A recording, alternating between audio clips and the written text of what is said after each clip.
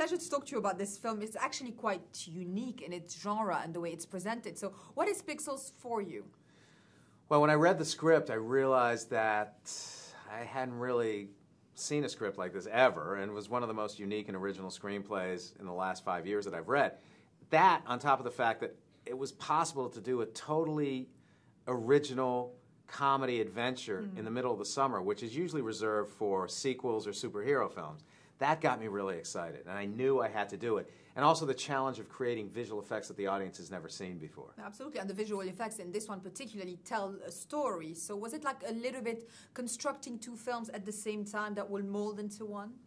Yeah, a little bit. I mean, for me, it was you have to visualize it and conceive it as an original film.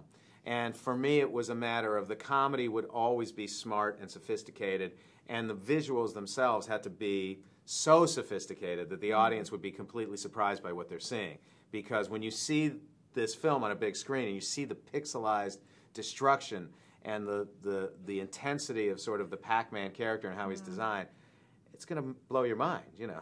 Absolutely. It's also mind-blowing the fact that video games have become such a part of our even, collective unconscious, because they are so brilliant in their imagination. Are you a video games fan, or did you follow the concept for the film? I fell in love with the concept and the characters, and I fell in love with what I could potentially do with the visual effects.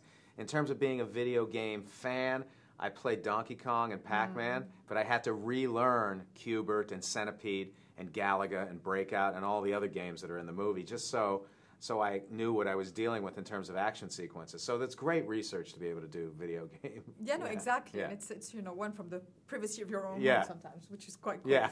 Let's talk about the cast and how it all came together. Yeah, I mean, Adam had been developing the script, so we met and we decided to make the film together. And Adam's a great actor, so I wanted him to work with some people he hadn't worked with in the past and some people who I knew were great actors. Not only great dramatic actors, but great comedic actors.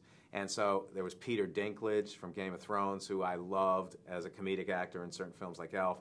Josh Gad, who was from the Book of Mormon, and is just a brilliant comedic actor. And Michelle Monaghan, who delivers great dramatic performances in things like True Detective. And by surrounding Adam with these kind of people, and he became he's a great actor anyway, but they fed off of each other and they had great chemistry.